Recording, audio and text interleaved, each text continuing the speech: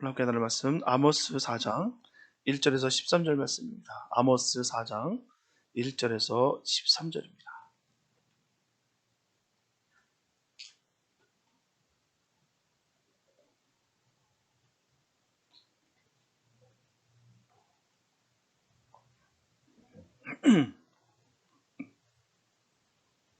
아모스 4장 1절에서 13절 말씀, 주님의 귀한 말씀 묵독해 옵니다.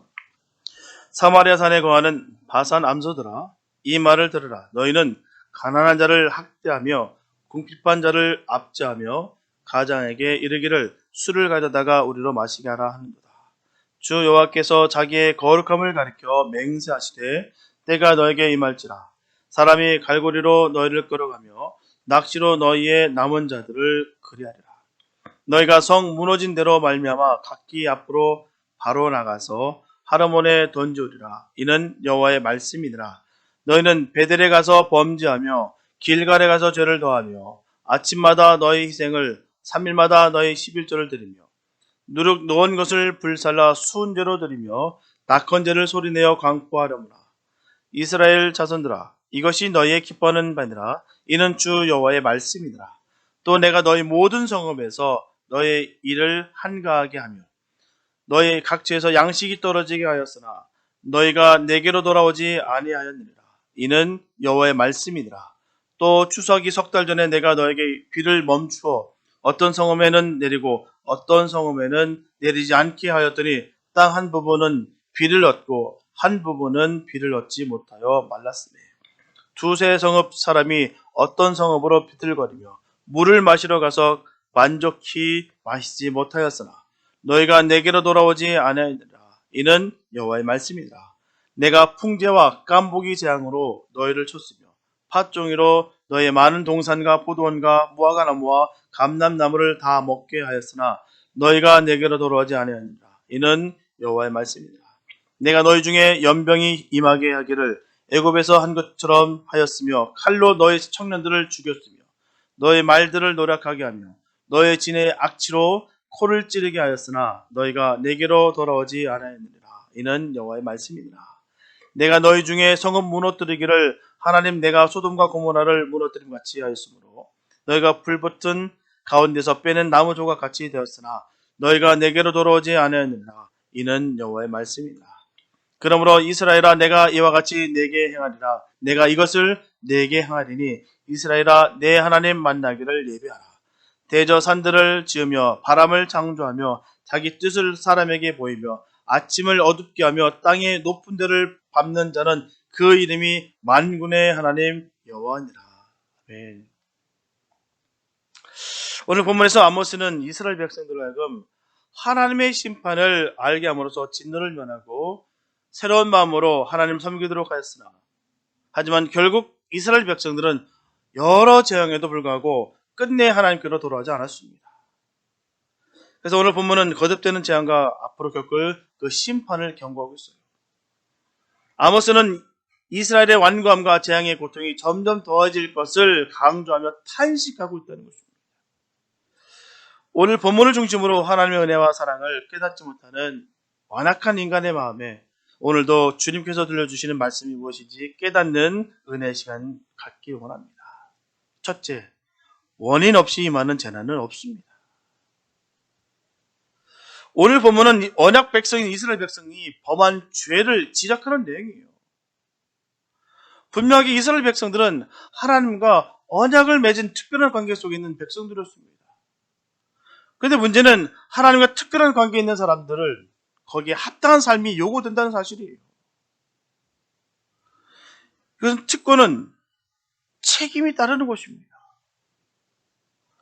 이와 같이 하나님과 교제할 수 있는 특권을 가진 하나님의 백성이라면 거기에 합당한 책임이 따른다는 사실을 꼭 알아야 되는 것입니다. 그 책임은 바로 언약의 말씀을 지키며 사는 거예요.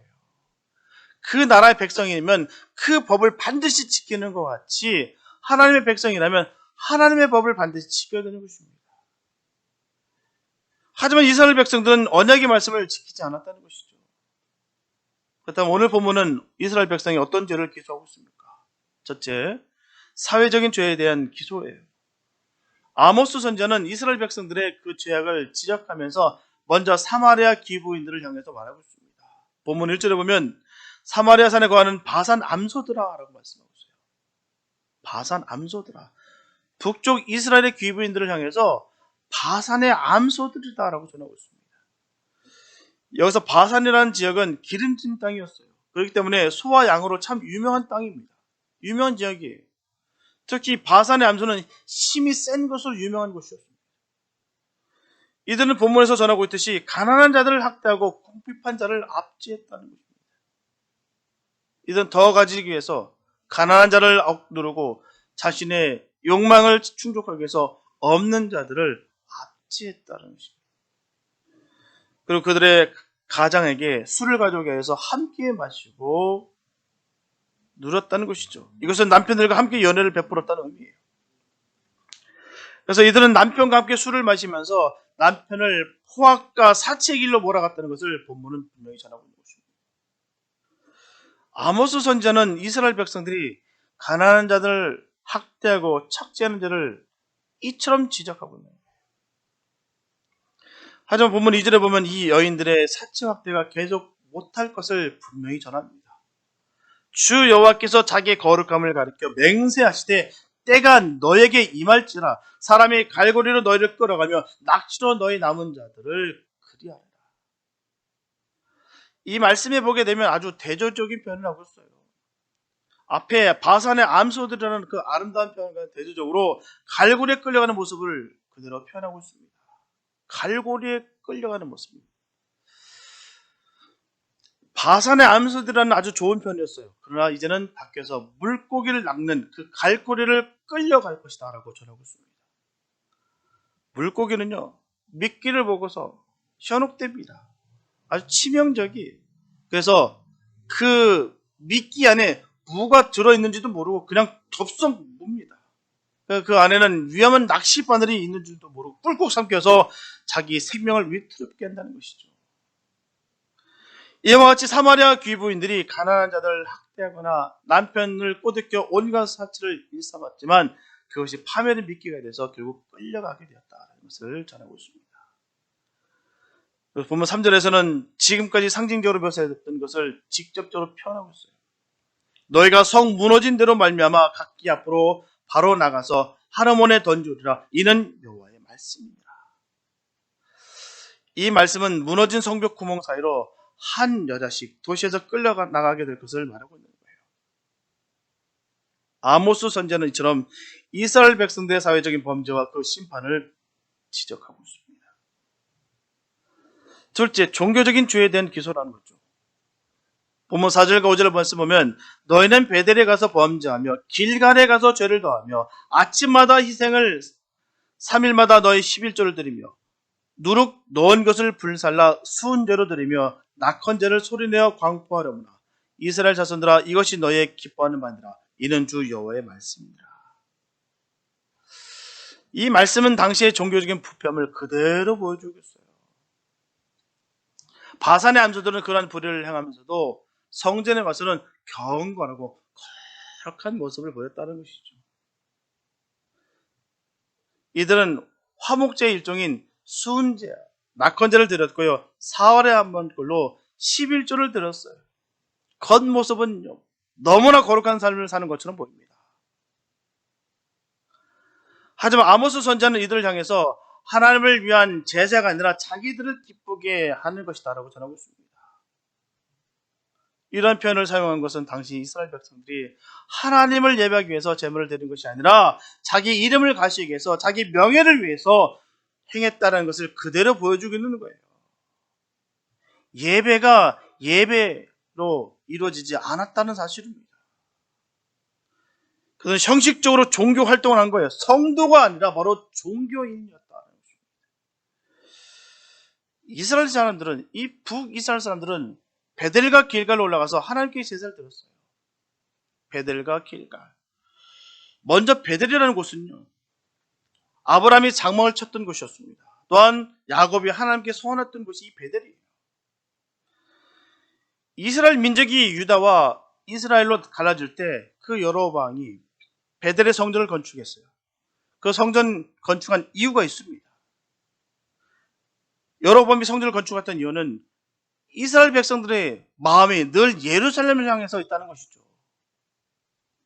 그걸 막기 위해서 그 성전을 건축하는 거예요. 솔로몬 성전이 남쪽 유다 그 성읍 바로 예루살렘에 있습니다. 모든 정치적인 그 이념과 또한 종교적인 모든 사상이 다 예루살렘을 향해서 있다는 것이죠. 그래서 부득불 성전을 짓게 됩니다. 이 모든 것을 막으려고. 문제는 베델의 성전을 짓는 것까지 좋았어요. 짓는 것이 나쁘다는 것이 아닙니다. 비록 정치적인 의도가 있음에도 불구하고 지은 것이 잘못됐다는 것이 아니에요. 여로보암은 애굽의 금송아지를 베델에 만들고 세우는 바로 이 금송아지가 이스라엘을 애굽에서 인도한 여호와 하나님이다라고 전했기 때문에 문제가 되는 거예요. 금송아지를 섬기는 것이 하나님을 섬기는 것이다라고 했다는 것이죠. 금송아지를 섬기는 것은요, 제2계명을 어기는 것입니다. 하나님이 제일 미워하는 것이 뭡니까? 우상 숭배예요. 우상을 숭배하는 것입니다. 하나님의 전에서 우상이 버젓이 있었다는 것이죠. 다음으로 길갈은 이스라엘 백성이 요단강을 건너서 가나안 땅에 들어가게 됐을 때 기념비를 세운 것입니다. 12돌을 세웠던 거예요. 그리고 이스라엘 백성들은 길갈에서 첫 유월절을 지켰고요. 길갈에서 가나안 땅을 제비 뽑아 나눴습니다. 3월 때까지 길갈에서 하나님께 제사를 드렸어요. 그러므로 베델이나 길갈이 장소가 나빠서가 아닙니다. 그래서 제사를 잘못 드리는 것이 아니에요. 그곳이 장소가 나쁘고 험하고 저주가 서려 있는 곳이기 때문에 그곳에서 제사를 드렸기 때문에 잘못됐다는 것이 아닙니다. 하나님을 하나님으로 바로 알지 못하고 하나님을 섬기되 하나님의 말씀대로 섬기지 아니하고 사람의 생각대로 사람의 편리대로 사람들의 하는 방법대로 제사를 드렸기 때문에 베델과 길갈은 하나님께 죄악을 쌓는 거짓 종교의 소굴이 되었다는 것입니다. 장소가 문제였던 거 아니에요. 베델과 길갈은 복된 땅이었습니다. 시작이 잘못되면 바른 길을 걸을 수가 없어요. 우리 세상 말로 첫 단추를 잘 끼워야 된다는 말이 있습니다. 잘못 끼면요, 나중에 다 뒤틀어지는 거예요. 수많은 이단들이 쳐놓은 게 뭐겠습니까? 근본이 무너졌기 때문에, 본질이 무너졌기 때문에 나중에 끝이 다른 것입니다. 비슷해 보이느나 그 끝이 달라요. 그래서 이단인 거예요. 근본이 잘못되면 정도를 절대 걸을 수가 없습니다. 출발이 너무너무 중요하다는 것이죠. 시작과 근본이 하나님으로 말미암았나, 그리고 하나님의 말씀대로 시작되었나, 이는 너무너무 중요한 것입니다. 그 시작과 끝이 어디 있느냐, 너무너무 중요하다는 것이죠. 하나님은요, 중심을 보신다는 것입니다. 형식보다는 내용이 너무너무 중요하다는 거예요. 명분보다는 실천이 중요합니다. 마음을 바치는 성도들 되시기 바랍니다. 회개하는 성도들이 되시기 바랍니다. 형제의 허물을 용서하는 성도들이 되시기 바랍니다. 하나님을 섬기는 데에는 마음이 하나가 되어야 돼요. 하나님은 성도들의 마음이 하나 되지 못하는 것을 매우 가슴 아파하신다는 것이죠. 마음이 하나 되기 위해서는 자기가 마음을 낮춰야 돼요. 그래야 가능합니다. 내가 크니, 내가 높으니, 나는 살았니, 나만 특별하니 하다 보면 절대로 하나 될 수 없습니다. 하나님을 섬기면서 마음이 하나 되지 못함으로 신앙이 삐뚤어진 예가 너무나도 많아요. 하지만 마음이 아픈 것은 오늘날에도 교회 다니는 사람들 가운데 이런 사람들이 많이 있다는 것이죠.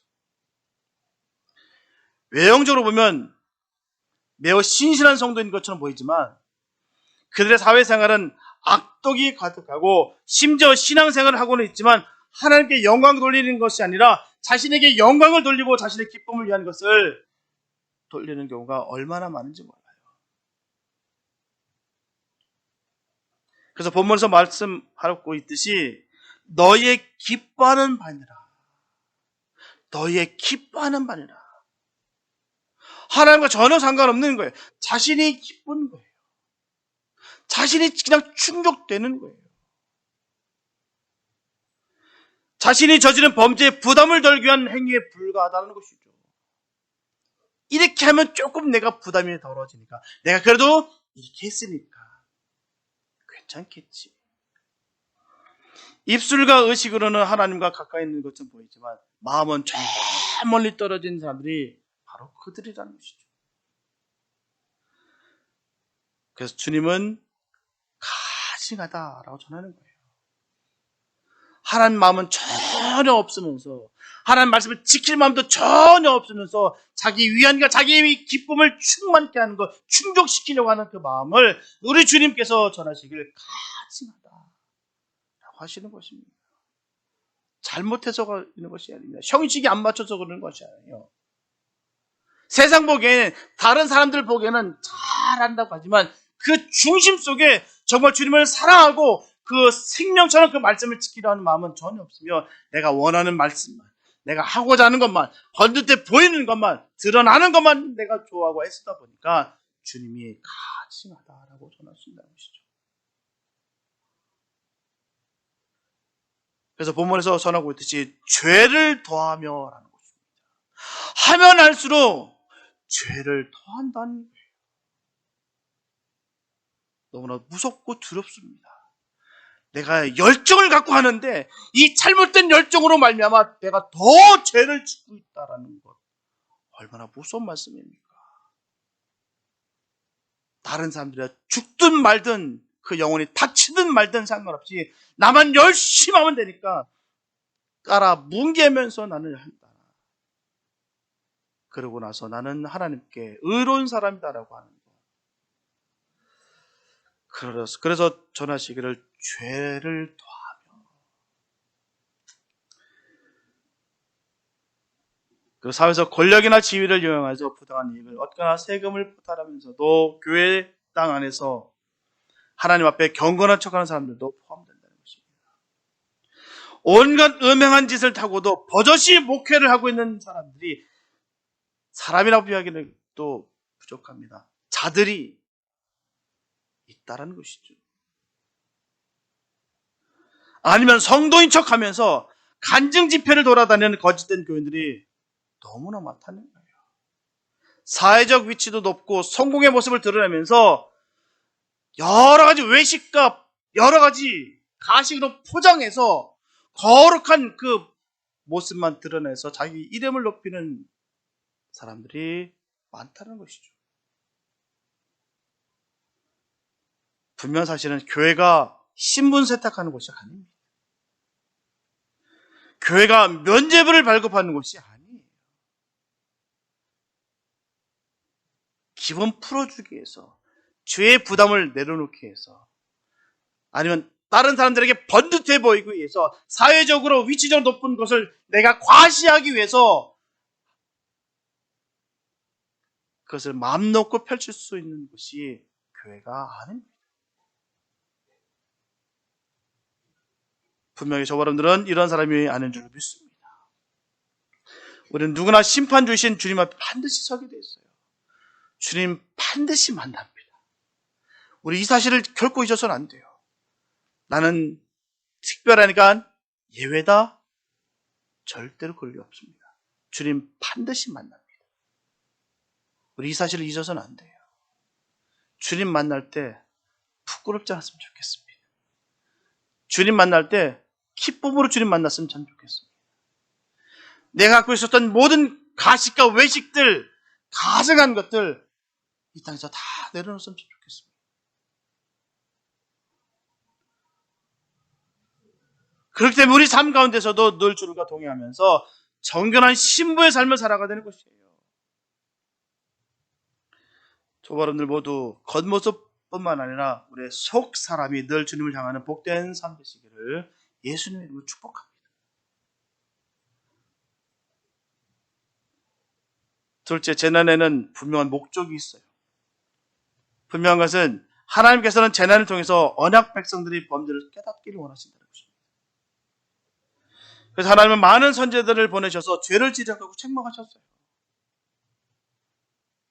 선지자들이 나왔을 때는 칭찬하는 거 없습니다. 죄에 대해서 하나님 말씀을 선포하는 거예요. 하나님 말씀을 그대로 전하는 것이죠. 문제는 그래도 그들은 듣지 않았다는 것입니다.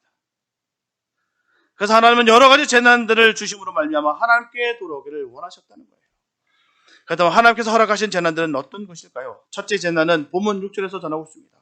내가 너의 모든 성읍에서 이를 한가하게 하며 너희 각처에서 양식이 떨어지게 하였으나, 여기서 이를 한가하게 하며라는 말씀은 원어적 의미로 깨끗한 이들, 깨끗한 치아를 말하는 거예요. 그래서 입에 먹지 못하기 때문에 이 이가 깨끗하다는 것입니다. 뭐 먹은 게 있어야 이게 뭐가 끼죠. 깨끗하다는 거예요. 그러면 이 말씀의 전체적인 의미는 하나님께서 기근이나 여러 가지 재앙들을 주셔서 양식이 떨어지게 했다는 것입니다. 참, 지금 시대를 살아가면서 참 겁나는 시대입니다. 참 양식이 떨어져서 밥을 먹는 시대. 미국은 그래요. 지금 또 연락이 왔는데 선교제에서 지금 그 나라는 가난한 나라입니다. 그러다 보니까 이 IMF 거기 그 구제금융 그쪽에서 그 막 틀어막아서 자꾸 이자는 올라가고 원유값은 올라가다 보니까 모든 나라가 지금 총파업에 들어갔대요. 그러다 보니까 물건들이 유통이 안 되는 거예요. 그 지방은 그 생산물, 우유고 뭐고 다 그냥 버린대요. 왜요? 썩혀질 수밖에 없습니다. 버린다는 거예요. 그런데 그 도시는 그 음식들이 들어오지 않아서 먹을 게 없게 됐다.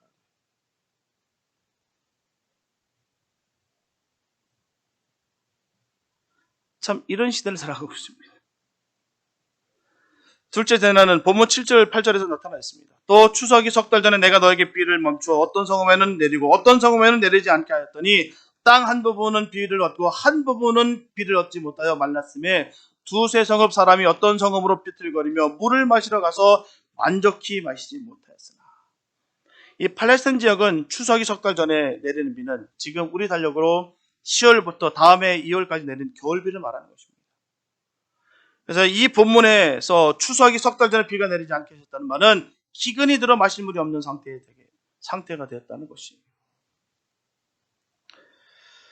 참 모든 것이 메말라가는 이 시대, 우리가 두려워서 떨어서 아무 일도 못하는 그런 삶을 살아라고 말씀드리는 것이 아니라 이런 시대를 바라보면서 우리 자신을 돌아볼 수 있는 복된 은혜가 있길 바랍니다.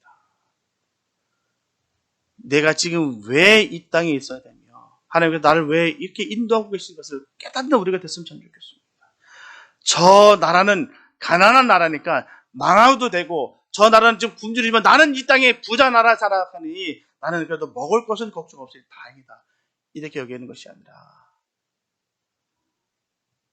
나의 모습 속에서 과연 주님 보시기에 선하지 않은 모습이 과연 얼마나 있는가를 되돌아볼 수 있는 우리가 되길 바랍니다. 셋째 재난은 본문 9절에 나타나 있어요. 내가 풍재와 깐보기 장으로 너희를 쳤으며 팥종이로 너희 많은 동산과 포도원과 무화과 나무와 감람나무를 다 먹게 하였으나. 여기서 풍재는 히브리 영법에 보리 같은 작물에 드는 병으로서 이삭이 새까맣게 되는 병을 말하기도 하고요. 병충해 같은 것이 생겨서 곡식을 말라버리게 하는 동고병을 말하기도 합니다. 또한 깐부기 역시 히브리 원문의 식물의 신곰팡이로 인해서 곡식이 마르게 하는 것입니다. 노균병을 말하는 것입니다. 그리고 팥종이는 메뚜기 일종으로서 곡식의 가지잎을 잘라 먹음으로 하면 치명적인 손상을 주는 곤충입니다. 그래서 동산과 포도원과 무화과 나무와 감람나무를 다 먹어버리게 했어요. 이것은 당시 농경 문화에서 소동원이라는 것은 오직 곡물인데 이 곡물이 아주 치명적인 손상을 입었다는 거예요. 넷째 재난은 본문 10절에 나타납니다. 내가 너희 중에 연병이 임하게 하기를 애굽에서 한 것처럼 하였으며. 여기서 연병은 일종의 전염병을 말합니다. 애굽에는 풍토와 기후 관계로 악질이나 괴질이 많이 있었어요. 특히 이 말씀에서 애굽에서 한 것처럼이라고 전하고 있습니다. 이것은 출애굽 당시에 10가지 재앙 가운데 있었던 괴질이나 전염병을 말하는 거예요. 우리가 이 전염병 때문에 온 세계가 마비될 줄 누가 알았습니까? 불과 3년 전만 해도 우리는 생각조차 안 했습니다. 상상조차 하지 않았어요. 하다못해 처음에 한국에서 발발됐을 때는요, 코로나가.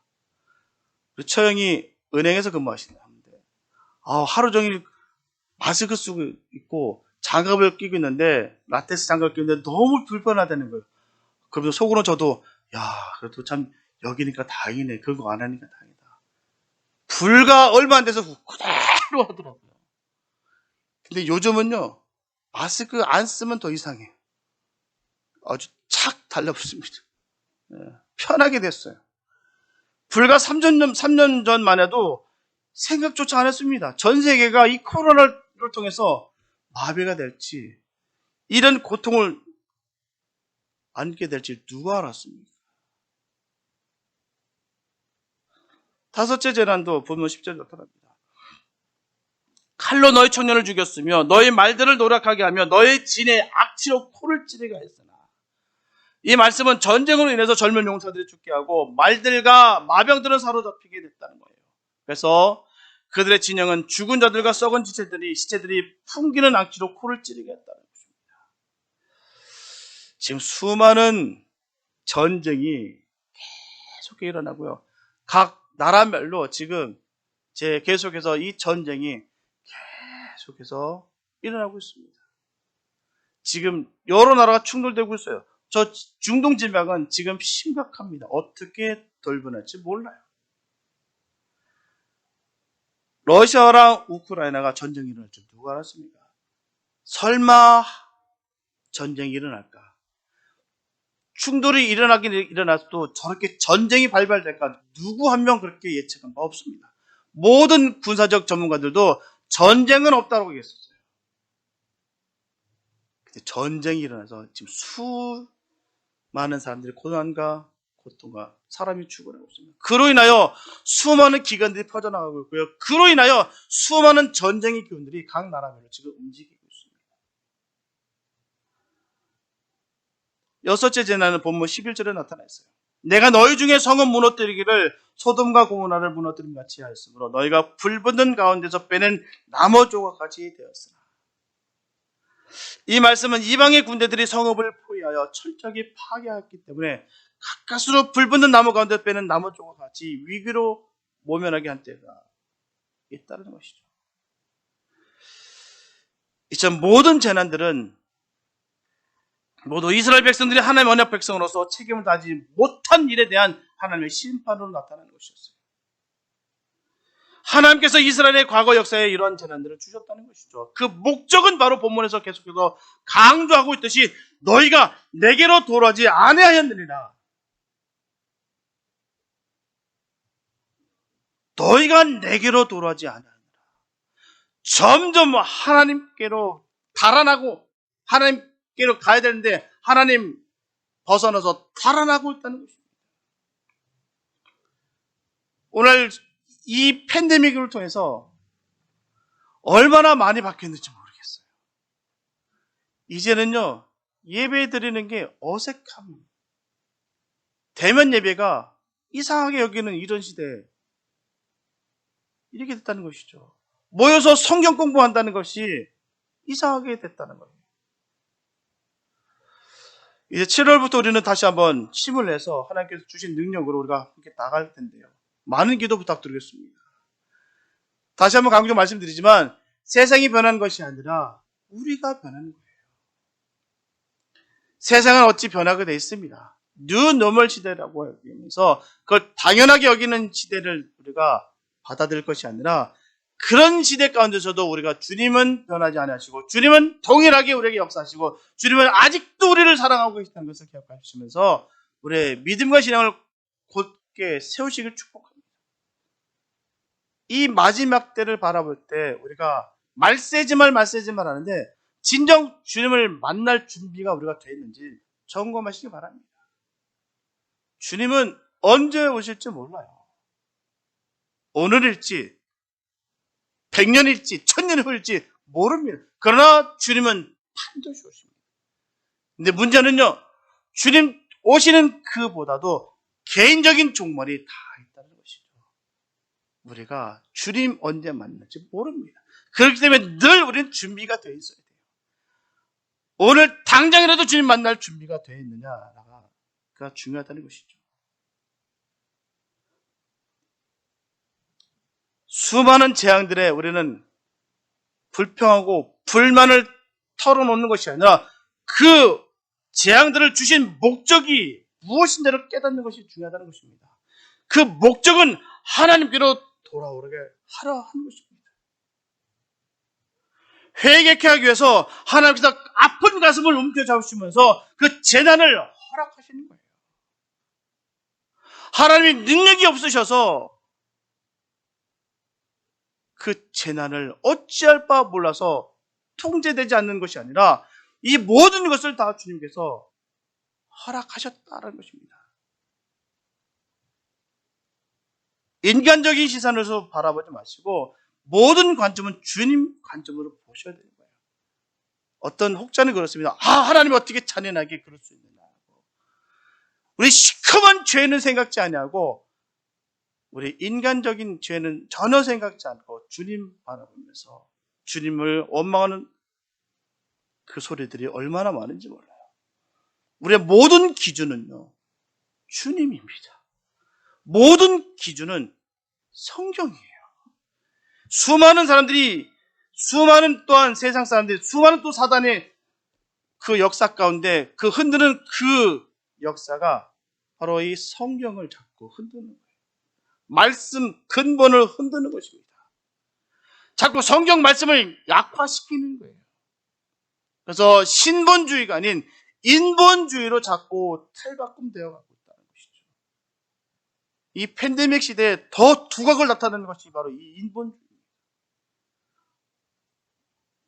우리의 모든 기준은 다 주님이에요.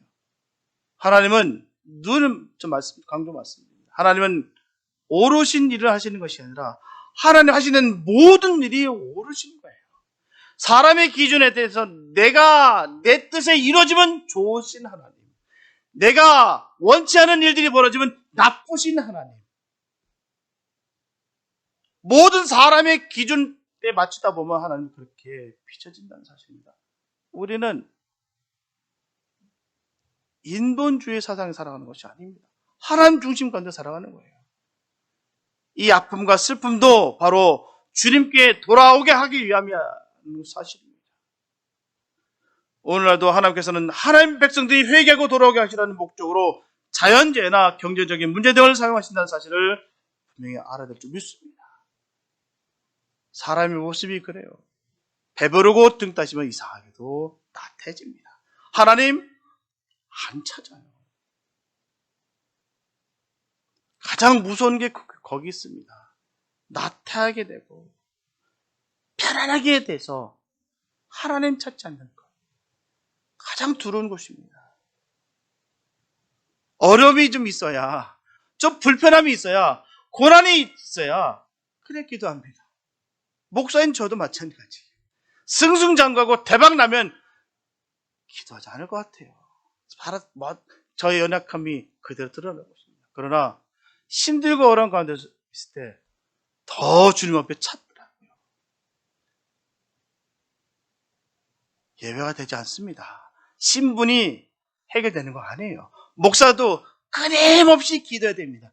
끊임없이 주님을 매달려야 되는 거예요. 나태해지는 순간 무너지게 돼 있습니다. 어느 누구일지라도 마찬가지예요. 주님께 회개하고 돌아오기 위해서 주님 우리에게 이 무거운 것을 주신다는 것입니다. 우리가 이 사실을 꼭 기억하시면서 더욱 주님께 나아가시기 바랍니다. 더욱 주님께 딱 붙으시기 바랍니다. 그로 인해서 주님께서 주시는 그 은혜와 평강으로 말미암아 모든 문제들을 넉넉히 이기게 되시길 예수님 축복합니다. 셋째, 성도는 재난을 보는 관점과 자세가 달라진다는 것이죠. 성도는 모든 재난은 하나님의 주권에 있기 때문에 하나님 관계에 봐야 되는 거예요. 성도에게 가장 값진 것은 뭘까요?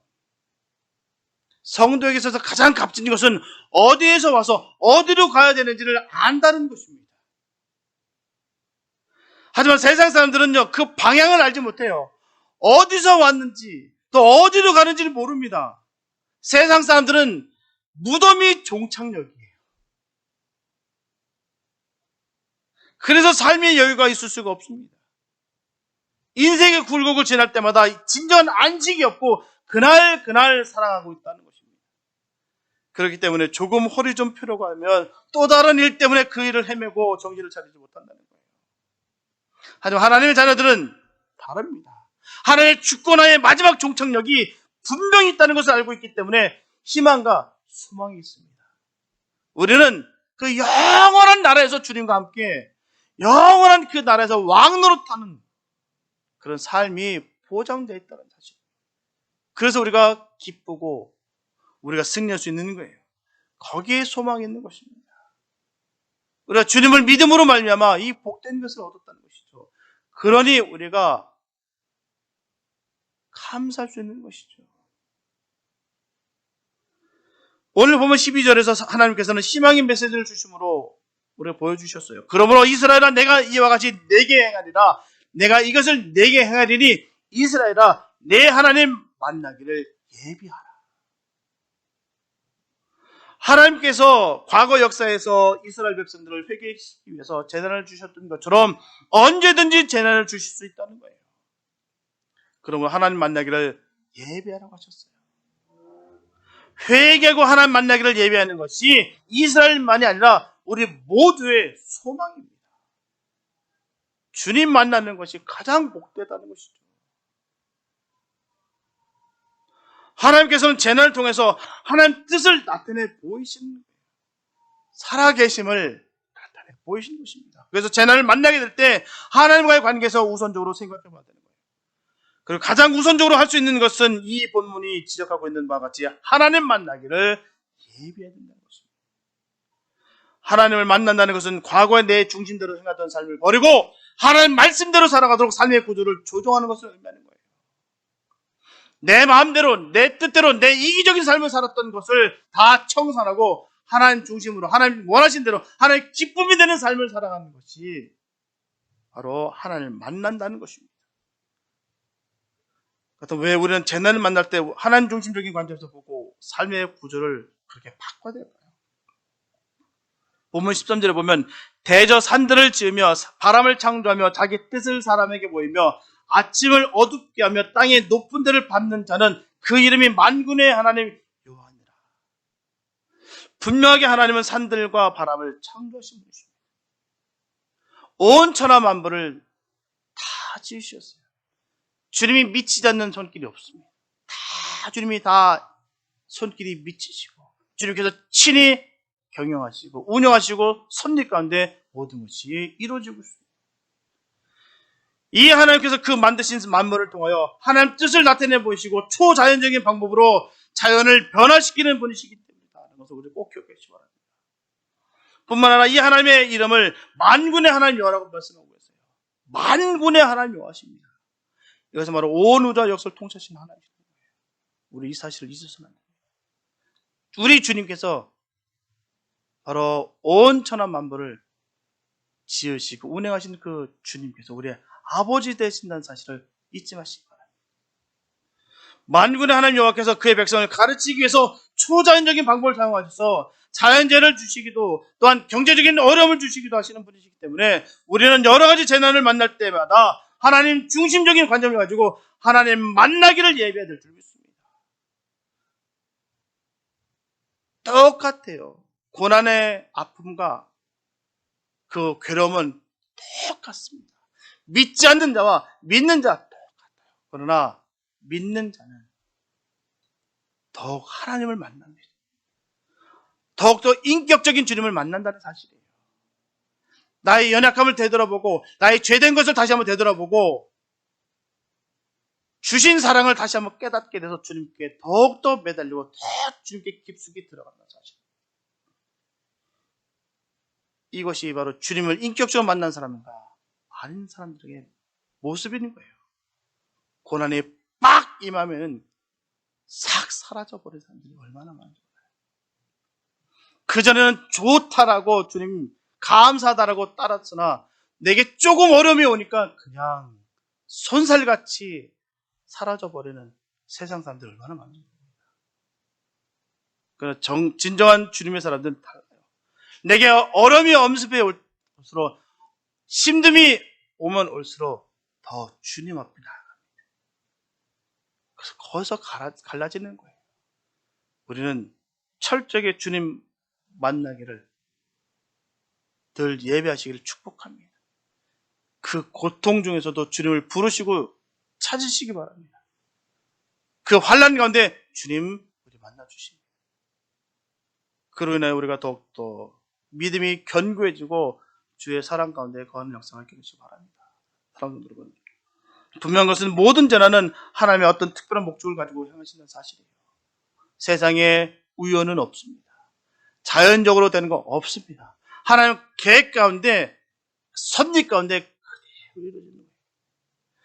이 재난 앞에서 하나님 만나기를 예배해야 된다는 것입니다. 우리의 죄를 책망하는 것이라면 회개할 것은 회개해야 되고, 우리의 믿음을 연단하기 위한 것이라면 참고 기다려야 될 줄 믿습니다.